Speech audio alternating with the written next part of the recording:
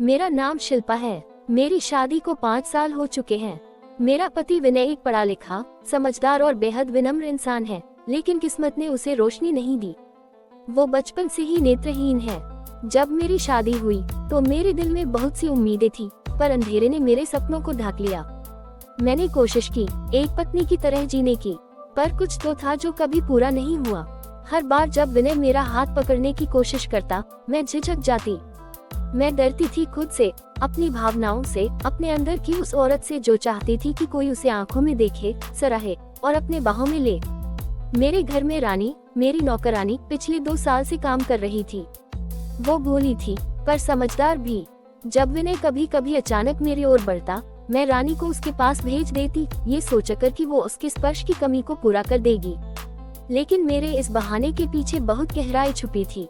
एक दिन दोपहर का वक्त था। बारिश बाहर की खिड़की पर थपकी दे रही थी। विनय ने मुझे पास बुलाया और कहा, शिल्पा, तुम हर बार मुझसे दूर क्यों हो जाती हो? क्या मैं इतना अजनबी हूँ तुम्हारे लिए? मेरे गले में कुछ अटक गया। उसकी आवाज में कुछ था, जैसे उसने मुझे छू लिया हो बिना हाथ लगाए।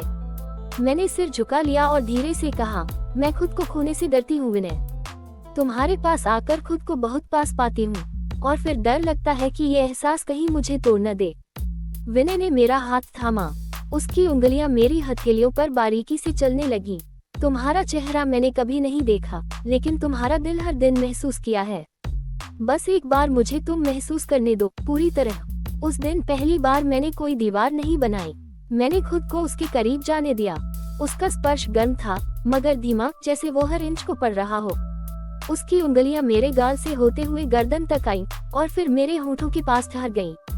वो नहीं देख सकता था, लेकिन उसने मेरे रोम रोम को देखा। हम दोनों एक दूसरे में सिमट गए। मेरा सिर उसके सीने पर था और उसके दिल की धड़कन मेरे नाम का संगीत बन गई थी। मैंने पहली बार खुद आगे बढ़कर उसकी बाहों में समाना चाहा। मैंने अपनी साड़ी का पल्लू धीरे से हटाया और उसके करीब बैठ गई। उसकी हथेलियां मेरी कमर पर फिसलती गईं, जैसे कोई अंधा चित्रकार एक तस्वीर को आकार दे रहा हो। उसकी सांसें मेरी गर्दन पर गर्म फुहार सी महसूस हुई। मैंने धीरे से उसके कान में फुसफुसाया, विनय, आज मैं तुम्हें वो सब देना चाहती हूँ जो अब तक छुपा रखा था। खुद को। उस रात हम दोनों का मिलन सिर्फ जिस्मों का नहीं था, बल्कि 2 अधूरी आत्माओं का था, जिन्होंने सालों की दूरी को एक रात में मिटा दिया। जब सूरज की किरणें कमरे में आईं, मैं उसकी बाहों में थी और वो आंखें बंद किए मुस्कुरा रहा था। शिल्पा, आज पहली बार ऐसा लग रहा है कि मैं सब कुछ देख सकता हूँ। तुम्हारी सांसें, तुम्हारा प्यार, तुम्हारा स्पर्श। मैंने उसका चेहरा चूमा और कहा, कभी कभी देखने के लिए आंखों की जरूरत नहीं होती, बस दिल की जरूरत होती है। उस रात के बाद मेरी और विनय की दुनिया जैसे बदल गई थी। अब उसके स्पर्श में झिझक नहीं, अपनापन था। मैं पहले से ज्यादा उसके पास रहती, उसकी हर बात में खुद को ढूंढने लगी थी। लेकिन हर रिश्ता जब नजदीकियां पा जाता है, तो कहीं न कहीं कोई परछाई भी साथ आने लगती है। रानी ने मेरी तरफ देखना कुछ समय से बदल दिया था। उसकी आंखों में कुछ सवाल थे, शायद शिकायत भी। एक दिन जब मैं रसोई में थी, वो चुपचाप आए और बोली, दीदी, अब तो आप मुझे पास भेजती भी नहीं। सब कुछ बदल गया है ना? मैं चौंक गई। रानी, मैंने तुझे कभी नौकर नहीं समझा, तू मेरी बहन जैसी है। वो हल्के से मुस्कुराए, लेकिन बहनें इतना खालीपन महसूस नहीं करती दीदी। उसकी बातों में एक अधूरा इश्क था। मेरे मन में हलचल होने लगी। क्या रानी भी विनय की तरफ खींचने लगी थी? क्या मेरे पति के पास उसका भी कोई ऐसा भावनात्मक जुड़ाव था जो मैंने कभी देखा ही नहीं? विनय ने मुझे अपने पास बुलाया। शिल्पा, क्या मैं तुमसे कुछ पूछ सकता हूँ? हाँ, पूछो। रानी क्या मुझसे कुछ कहती है जब मैं आसपास होता हूँ?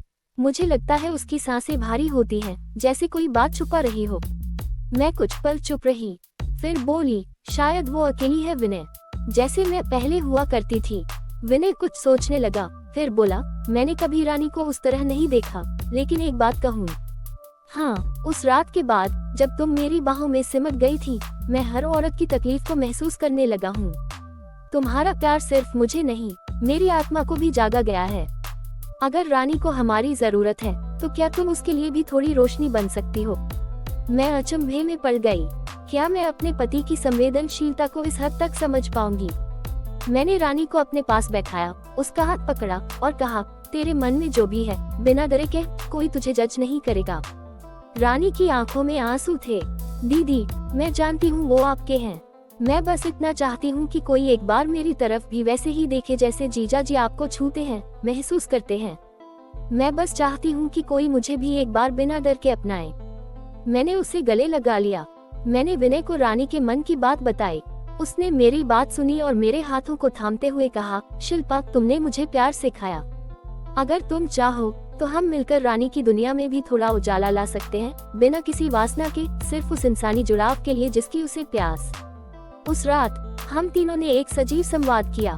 कोई वर्जना नहीं थी, कोई भय नहीं, सिर्फ स्पर्श, भावनाएं और खुला मन। रानी ने विनय की उंगलियों को पहली बार थामकर रोते हुए कहा, आपके पास सिर्फ शिल्पा दीदी नहीं है, अब मैं भी हूँ, बिना किसी हक के, बस एक एहसास बनकर। विनय ने उसका हाथ चूम लिया। मैं वहीं बैठी मुस्कुरा रही थी, क्योंकि अब मेरे रिश्ते में कोई परछाई नहीं थी, सिर्फ रोशनी थी जो अधूरी नहीं रही।